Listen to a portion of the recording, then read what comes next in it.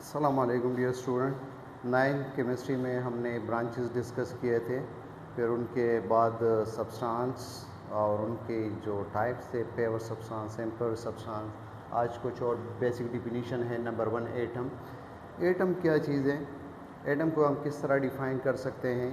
तो the smallest unit of matter. इस तरह नहीं कहेंगे कि the smallest particle of an element या ऑफ ए सब्सटेंस, बल्कि ये तो पहले का जो है डिफिनीशन था कि smallest particle of an element या ऑफ ए सब्सटेंस। अब हमें पता है कि हम एटम जो है डिविजिबल पार्टिकल है। एटम में जो है मोर देन 100 सब एटॉमिक पार्टिकल मौजूद है। पहले तो जो ग्रीक थे उन्होंने ये नाम इसलिए रखा था कि एटम का मतलब था इनडिविजिबल, यानी एटॉमोस से डिराइव था, या जो है इनकी इनडिविजिबल या अनकटेबल।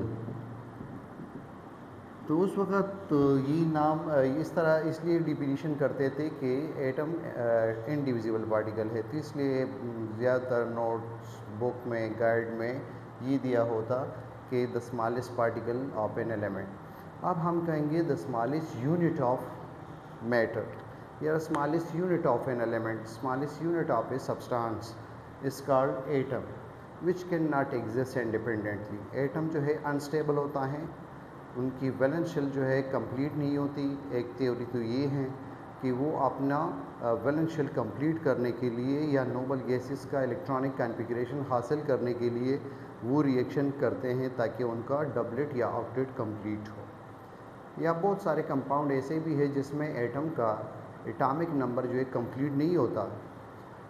तो उनके अलावा हम ये भी कह सकते हैं कि जब एटम आपस में, एटम की एनर्जी ज़्यादा होगी, जब एटम आपस में कंबाइन होंगे, रिएक्शन करेंगे, तो ये बॉन्ड फॉर्मेशन जो है एक एक्सोथर्मिक प्रोसेस है।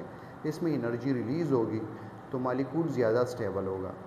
यानी अगर कोई एटम रिएक्शन करके उनका ऑक्टेट या डबलेट कंप्लीट ना हो और हमसे ये क्वेश्चन पूछा जाए कि अब जो है ये क्यों बॉन्ड बना रहा है, तो हम कहेंगे कि स्टेबिलिटी गेन करने के लिए। स्टेबिलिटी कैसे आती है कि जब एटम आपस में रिएक्शन करते हैं तो ये बॉन्ड जब बनता है तो ये एक एक्सोथर्मिक प्रोसेस है, इसमें एनर्जी रिलीज़ होती है।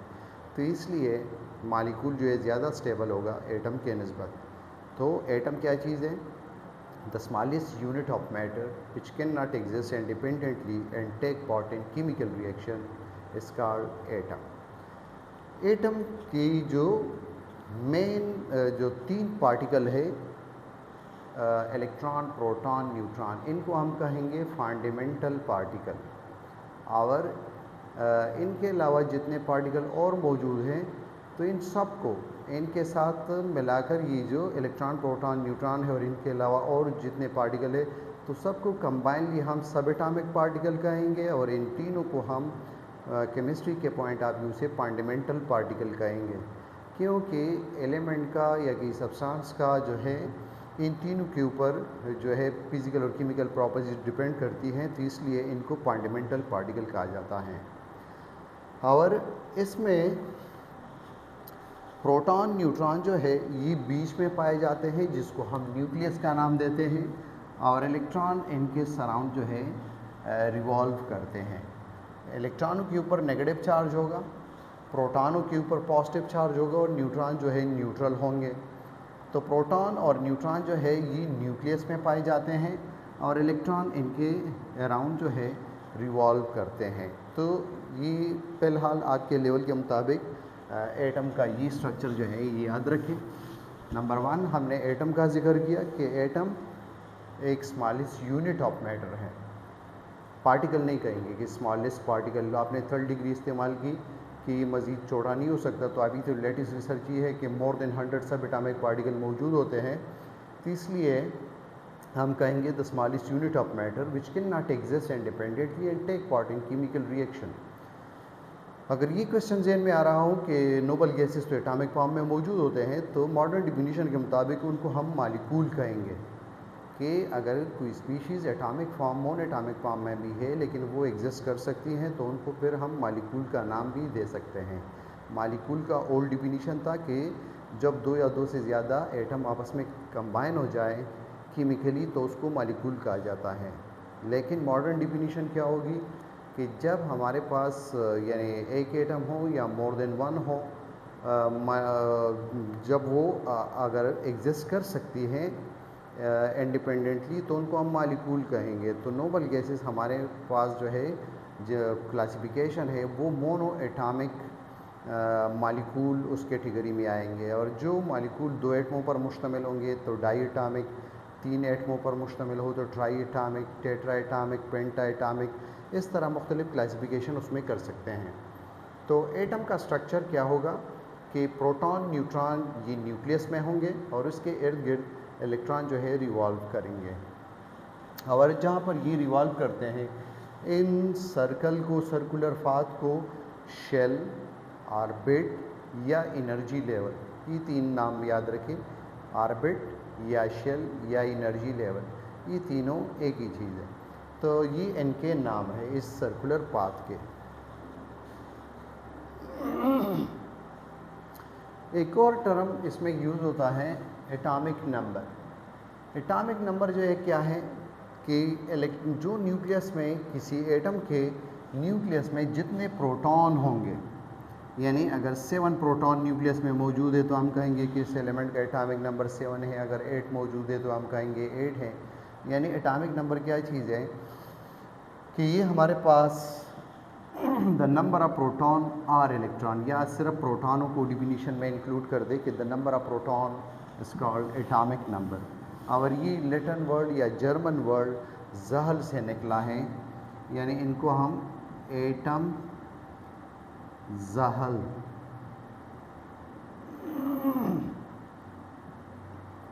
यानी एटॉमिक नंबर। जहल जो है जर्मन वर्ड या लैटिन वर्ड इससे निकला है और इसका मतलब है नंबर। तो Z से हम डिनोट करते हैं एटॉमिक नंबर को। इनके अलावा हर एक एलिमेंट का जो है एटॉमिक नंबर मुख्तलिफ होगा, क्योंकि उसमें प्रोटॉन जो है उनकी तादाद मुख्तलिफ होगी, तो वो एक अलग एलिमेंट होगा। तो फ़िलहाल एटॉमिक नंबर के मुतालिक आप ये याद रखें कि the number of proton is called atomic number and it is denoted by Z. Why? Because it taken from the Latin word or German word zahal. Zahal mean number.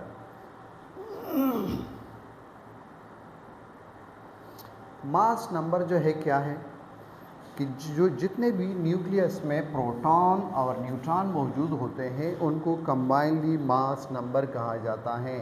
हम alternate एक दूसरे की जगह पर जो है एटॉमिक मास और mass number को यूज़ करते हैं, लेकिन दोनों मुख्तलिफ चीज़ें हैं। मास नंबर हमेशा होल नंबर होगा, यानी इसमें सिर्फ आप जो है, यानी फॉर एग्ज़ाम्पल 7 प्रोटॉन है और 7 न्यूट्रॉन है, तो इनका मास नंबर जो है क्या होगा 14, ये मास नंबर होगा और इनको हम A से डिनोट करते हैं।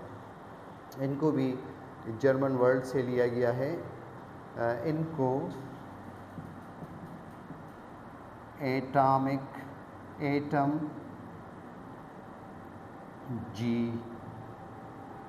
वेट, इस तरह एक वर्ड है उनसे लिया है। इनका मतलब है वेट। तो इनको एटॉमिक वेट के लिए फिज़िक्स में हम एटॉमिक वेट का नाम देते हैं, और यहाँ पर जो है हम मास नंबर। तो मास नंबर और एटॉमिक वेट, एटॉमिक मास तकरीबन बराबर होते हैं, लेकिन फ़र्क ये है कि मास नंबर का जब पूछा जाए तो इसमें सिर्फ the sum of the number of proton and neutron combinedly called mass number. और रिलेटिव एटॉमिक मास क्या है कि जब हम एवरेज एटॉमिक मास को किसी एलिमेंट के एक एटम के एवरेज एटॉमिक मास को कार्बन 12 के एक एटम के 12वें हिस्से के साथ कंपेयर करते हैं तो उनको रिलेटिव एटॉमिक मास कहा जाता है। तो यहाँ पर सिर्फ मास नंबर का जो है ज़िक्र करेंगे, इनको ए से डिनोट किया जाता है। और डिफिनीशन क्या होगी, the sum of proton and neutron. Nucleus, किसी एटम के न्यूक्लियस में जितने प्रोटॉन और न्यूट्रॉन मौजूद होंगे उनको कंबाइनली मास नंबर कहा जाता है। अच्छा, अगर हमारे पास स्टैंडर्ड तरीक़ाकार इसका क्या होगा सिंबल के साथ, तो अगर एक एलिमेंट का सिंबल है, सिंबल का क्या मतलब है कि जो शॉर्ट हैंड मेथड होगा किसी एलिमेंट के प्रेजेंटेशन का, यानी अगर हाइड्रोजन है तो H, हीलियम है तो He, तो उनका जो एब्रीविएटेड नेम होगा उनको सिंबल कहा जाता है। उनके लेफ़्ट साइड पर सुपरस्क्रिप्ट में टॉप में जो है आप मास नंबर A लिखेंगे और लेफ़्ट साइड पर सबस्क्रिप्ट में आप जो है एटॉमिक नंबर लिखेंगे। जैसे आपके पास है सोडियम, तो सोडियम का 23 मास है तो आप ये लेंगे। इसी तरह इनका एटॉमिक नंबर 11 है और ये हमें काफ़ी सारी जो है इंफॉर्मेशन देता है। अगर आपको इनका स्ट्रक्चर बनाना हो, इलेक्ट्रॉन प्रोटॉन आपके पेपर में जो है पूछ सकते हैं कि इसमें इलेक्ट्रॉन कितने हैं, तो आपको ऑलरेडी पता है कि मास नंबर जो है ये हमेशा बड़ा होगा। एक डिफरेंस ये भी मास नंबर और एटॉमिक मास में ये भी था कि मास नंबर मैंने बताया कि होल नंबर होगा हमेशा, और जो रिलेटिव एटॉमिक मास होगा जिसको हम शॉर्टकट एटॉमिक मास के नाम से जो है बार बार एटॉमिक मास सिर्फ शॉर्टकट तौर पर यूज़ करते हैं, तो उसमें फ्रिक्शन जो है मौजूद है 0.1, 0.2 इस तरह, और मास नंबर जो है सिर्फ होल नंबर होगा। तो जो हमने डिफिनीशन याद की कि एटॉमिक नंबर जो है इलेक्ट्रॉन या प्रोटॉनों की तादाद को कहा जाता है, तो आपको यहाँ से जो है ये इन्फॉर्मेशन मिली कि अच्छा इसमें 11 इलेक्ट्रॉन है और 11 जो है इसमें प्रोटॉन मौजूद है। ये हमें क्या बता रहे हैं कि प्रोटॉन और न्यूट्रॉन कंबाइंड ये इसमें 23 है। तो आप जो है इनका स्ट्रक्चर भी बना सकते हैं और इसमें इलेक्ट्रॉन, प्रोटॉन और न्यूट्रॉनों की तादाद भी बता सकते हैं। इनके ऊपर जो है MCQs अगर आ जाए वो भी इससे सॉल्व कर सकते हैं। और इनका स्टैंडर्ड जो प्रेजेंटेशन है वो हमने बताया कि सिंबल के लेफ़्ट साइड पर आप मास नंबर ऊपर लिखेंगे और एटॉमिक नंबर जो है नीचे लिखेंगे। जिस तरह हम बच्चों को नोटबुक में होमवर्क देते हैं कि A to Z इनको लिखे, तो इससे आप याद रख सकते हैं AZ या AZ, और दोनों जो है लेफ़्ट साइड पर। अक्सर जो है इनको रूल को फॉलो नहीं किया जाता। जो पीरियोडिक टेबल मार्केट में मिलते हैं तो मुख्तलिफ़ जगहों पर जो है इनको शो करते हैं। तो आसान तरीका ये है कि मास नंबर में हम प्रोटॉन और न्यूट्रॉन को ऐड करते हैं तो इनकी वैल्यू हमेशा बड़ी होगी एटॉमिक नंबर से। एटॉमिक नंबर छोटा होगा और मास नंबर हमेशा जो है बड़ा होगा। तो अगर रूल को वो फॉलो भी ना करे और इसको मुख्तलिफ़ जगहों पर शो कर दे, तो फिर भी आप जो है पहचान सकते हैं कि इसमें एटॉमिक नंबर जो वैल्यू छोटी होगी वो आपके पास एटॉमिक नंबर, और जो वैल्यू बड़ी है वो मास नंबर है। इलेक्ट्रॉन, प्रोटॉन इनको कैसे मालूम करेंगे? इस यहाँ से हमें पता चला कि अच्छा इसमें एटॉमिक नंबर 11 है, तो ये आपके पास इलेक्ट्रॉन इसमें 11 है। फिर एक एटम में जितने इलेक्ट्रॉन होंगे तो उतने प्रोटॉन भी होंगे, या हम डिफिनीशन भी अप्लाई कर सकते हैं कि एटॉमिक नंबर क्या चीज़ है, the number of electron or proton. Neutron को किस तरह मालूम करेंगे कि हम मास नंबर से, यानी यहाँ से एक पार्टिकल, ये प्रोटॉन जो है ये तो हम वैसे भी जानते हैं कि ये 11 है, तो हम, और ये टोटली हम इनको A से रिप्रेजेंट करते हैं और इसको Z से रिप्रेजेंट करते हैं। तो हम A माइनस Z से, यानी मास नंबर से आप एटॉमिक नंबर माइनस कर दें तो आपके पास जो है न्यूट्रॉनों की जो तादाद होगी वो आ जाएगी। तो आपके पास ये 12 जो है ये इसमें न्यूट्रॉन हो गए। तो एक तो ये तादाद का ये इंफॉर्मेशन देता है। इनके अलावा अगर इनका स्ट्रक्चर बनाना हो, पहले आप न्यूक्लियस बनाएं। न्यूक्लियस में आप जो है, आपको ऑलरेडी पता है कि इसमें प्रोटॉन और न्यूट्रॉन मौजूद होते हैं। तो नंबर 1 आप प्रोटॉन 11 इनको शो कर दें, न्यूट्रॉन ये आपके पास है 12, आप ये शो कर दें। फर्स्ट शेल में जो है आपके पास, आपको पता है कि बाहर इस सर्कुलर जो पाथ है इनको शेल एनर्जी लेवल कहा जाता है और इसमें इलेक्ट्रॉन मौजूद होते हैं। लेकिन आप टोटली अगर बहुत बड़ा एटम हो तो आप डायरेक्टली एक ही शेल में दिखा सकते हैं। वैसे एक शेल में इतने नहीं होते टोटल इलेक्ट्रॉन, आप वो 2n² से जो है मालूम कर सकते हैं कि फर्स्ट शेल में अगर इलेक्ट्रॉनों को कैलकुलेट करना हो तो इनके जगह पर जो है 1 रख देंगे, इनका स्क्वायर लेंगे तो इससे वापस 1 आ जाएगा और 2 से मल्टीप्लाई करके 2 आएगा। तो के शेल में जो है आपके पास 2 इलेक्ट्रॉन होंगे। इसी तरह अगर हमें सेकंड शेल में, एल शेल में, इनको जो है के L M इससे रिप्रेजेंट करते हैं और इनका जो है इसी से मशहूर है, बाकी इनका कोई मीनिंग नहीं है कि क्यों रखा गया है, बस हिस्टोरिकली इसी से मशहूर है और इसी से रिप्रेजेंट करते हैं। तो आपसे अगर इस तरह पूछा जाए कि first shell, second shell, third shell में इलेक्ट्रॉन कितने हैं या इनके बजाय KLM का नाम ले लें तो एक ही बात है। तो हम अगर सेकंड शेल में इलेक्ट्रॉनों को कैलकुलेट करेंगे तो ये 2 नंबर शेल है, तो हम इनका स्क्वायर लेंगे, इनके जगह पर 2 रख देंगे, इनका स्क्वायर लेंगे और 2 से मल्टीप्लाई करेंगे तो ये 4 × 2, तो इससे 8 आंसर आएगा। तो सेकंड शेल में 8 इलेक्ट्रॉन आते हैं। तो अब इलेक्ट्रॉन 11 इलेक्ट्रॉन है, यहाँ पर जो है 2 इलेक्ट्रॉन, यहाँ पर 8 इलेक्ट्रॉन, तो 10 इलेक्ट्रॉन को हमने यूज़ किया, बाकी बचा 1 इलेक्ट्रॉन। थर्ड शेल में 18 इलेक्ट्रॉन आ सकते हैं, यानी अगर हम 2n² से यहाँ पर 3 का जब स्क्वायर लेंगे तो ये 9 आएगा और 2 से मल्टीप्लाई करेंगे तो टोटल 18, लेकिन इनके पास और इलेक्ट्रॉन है नहीं, तो इसलिए हम यहाँ पर 1 रखेंगे। तो ये था सोडियम का जो है स्ट्रक्चर। तो जब आपको मास नंबर और एटॉमिक नंबर दिया जाए तो इससे आप इलेक्ट्रॉन, प्रोटॉन, न्यूट्रॉन की तादाद कैलकुलेट कर सकते हैं, उनका जो है ग्रुप भी बता सकते हैं कि लास्ट में जितने इलेक्ट्रॉन होंगे वो जो है इनका ग्रुप होगा। सोडियम जो है फर्स्ट ग्रुप में है और इसमें जितने शेल मौजूद होंगे उससे आपको ये पता चले कि किस पीरियड में है। पीरियड जो है हमें नंबर ऑफ शेल, पीरियड के बारे में हमें इंफॉर्मेशन देता है कि कौन से शेल में, कौन से पीरियड में है। इसमें 3 शेल मौजूद है टोटल, तो ये थर्ड पीरियड में है। और लास्ट में जितने इलेक्ट्रॉन होंगे वो हमें ग्रुप के बारे में बताता है, तो सोडियम जो है फर्स्ट ग्रुप में मौजूद है। तो इस तरह से भी MCQs आ सकते हैं कि अगर किसी एलिमेंट के पास इलेक्ट्रॉन जो है 4 शेल तक जो है मौजूद है तो ये कौन से पीरियड में होगा, 4th पीरियड में। लास्ट शेल में अगर 4 इलेक्ट्रॉन है तो ये 4 ग्रुप में होगा। 5 इलेक्ट्रॉन लास्ट शेल में मौजूद है तो ये 5th ग्रुप में होगा। तो एटॉमिक नंबर और मास नंबर से इस तरह मुख्तलिफ तरीक़ों से हम MCQs भी बना सकते हैं, सिलोबस क्वेश्चन भी इससे बना सकते हैं। तो हमने आज ये सीखा नंबर 1 कि एटम क्या है। तो atom smallest unit of matter which can not exist independently and take part in chemical reaction. फिर हमने जिक्र किया कि एटॉमिक नंबर क्या है, the number of proton is called atomic number, और ये न्यूक्लियस में प्रोटॉन जो है पाए जाते हैं। और इनके अलावा मास नंबर जो है क्या है, the sum of proton and neutron.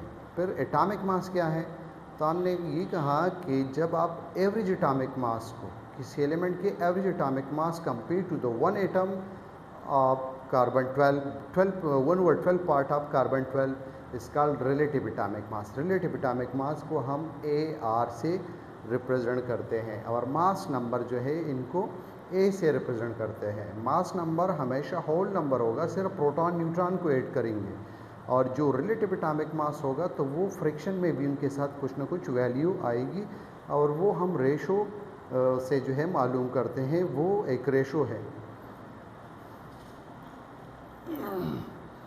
ये जैसे आपके पास एग्जांपल है कि कार्बन का 12 मास नंबर है और 6 एटॉमिक नंबर, यानी इसमें 6 प्रोटॉन 6 इलेक्ट्रॉन मौजूद है, और टोटल जो है प्रोटॉन और न्यूट्रॉन का जो सम है वो 12 है।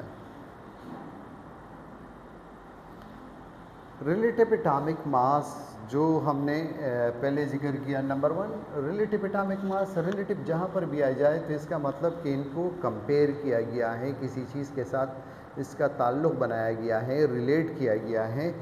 तो relative atomic mass the ratio between the average atomic mass. Average atomic mass को हम क्यों यहाँ पर अक्सर जो है नोट्स गाइड में एवरेज नहीं होता, तो एवरेज एटॉमिक मास लिखना चाहिए, क्योंकि इससे पहले यानी हर एक एलिमेंट के मुख्तलिफ आइसोटोप होंगे, उसका एवरेज एटॉमिक मास आपने कैलकुलेट किया होगा, तो उस एवरेज एटॉमिक मास को हम यहाँ पर यूज़ करेंगे, उनका जो मास आएगा।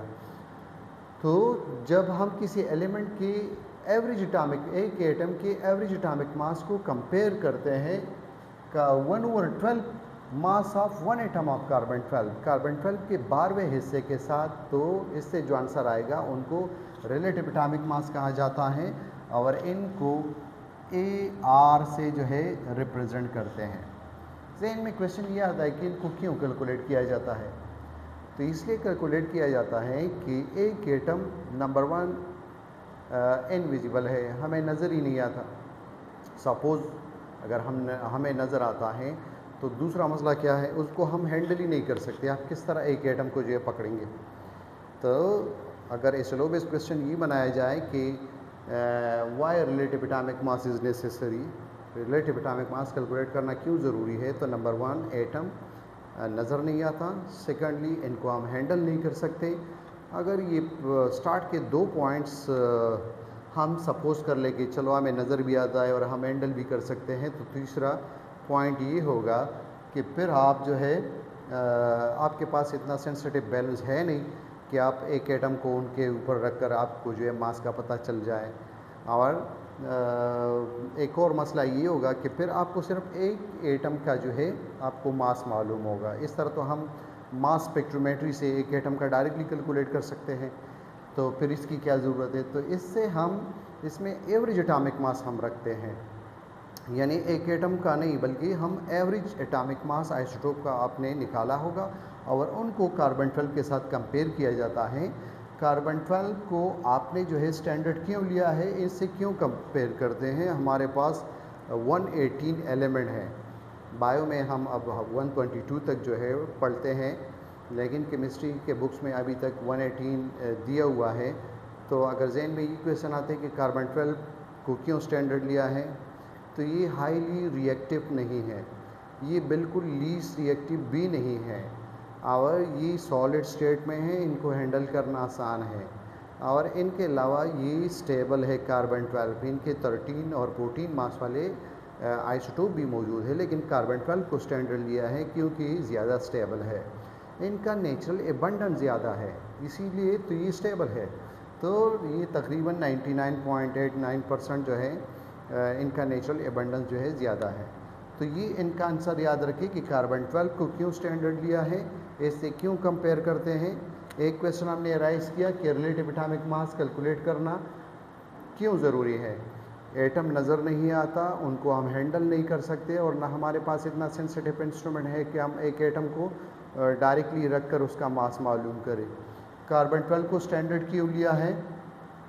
इसलिए कि हाईली रिएक्टिव भी नहीं है, बिल्कुल लीस्ट रिएक्टिव भी नहीं है, ये ज़्यादा स्टेबल है, ये सॉलिड स्टेट में है, और इनका एवरेज एटॉमिक मास जब कैलकुलेट करेंगे तो 12.0 आंसर आएगा। बाकी के साथ 12.1 यानी 0.1, 0.2, 0.3 कुछ ना कुछ किसी और एलिमेंट के साथ आएगा, लेकिन कार्बन 12, 13, 14 का जब एवरेज एटॉमिक मास लेंगे तो हमारे पास होल नंबर 12.0 आता है।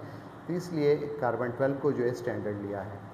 ये हमारे पास है रिलेटिव एटॉमिक मास का फार्मूला कि average atomic mass of an element, ये आप ग्राम में लेंगे, और यहाँ पर जो है आपके पास 1/12 part of 1 atom of carbon 12, यानी फॉर एग्जांपल हम हाइड्रोजन के लिए कैलकुलेशन करते हैं तो हाइड्रोजन के एक एटम का मास 1.67 × 10⁻24 ग्राम है।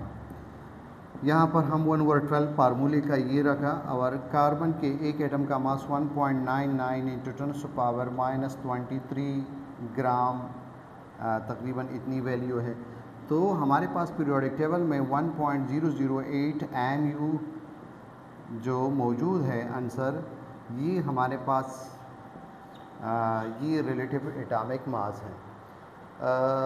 ये AMU इनका यूनिट नहीं है, ये भी याद रखें। रिलेटिव एटॉमिक मास जो है ये रेशो है, इनका यूनिट नहीं है, लेकिन जब किसी एटम या मालिक्यूल के मास के साथ MU मेंशन हो तो इनका मतलब होगा कि ये एक एटम के मुतालिक ज़िक्र कर रहा है।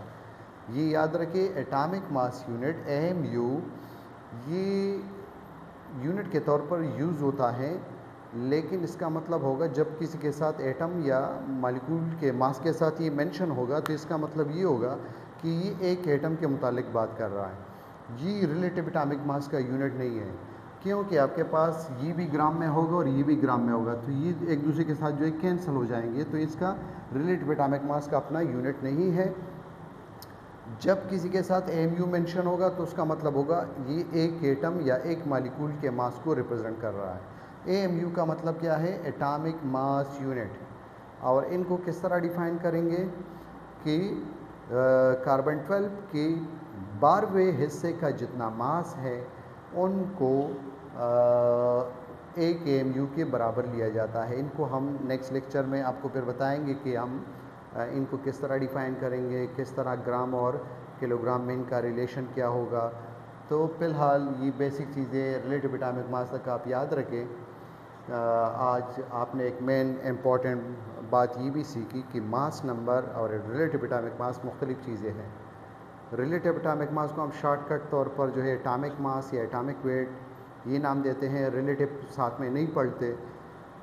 और दोनों में डिफरेंस ये है कि मास नंबर होल नंबर होगा, इसमें सिर्फ प्रोटॉन न्यूट्रॉन को ऐड किया जाता है, और रिलेटिव एटॉमिक मास जो है इसमें किसी एलिमेंट का एवरेज एटॉमिक मास पहले से अपने कैलकुलेट की होगी कि उनके मुख्तलिफ आइसोटोप होंगे।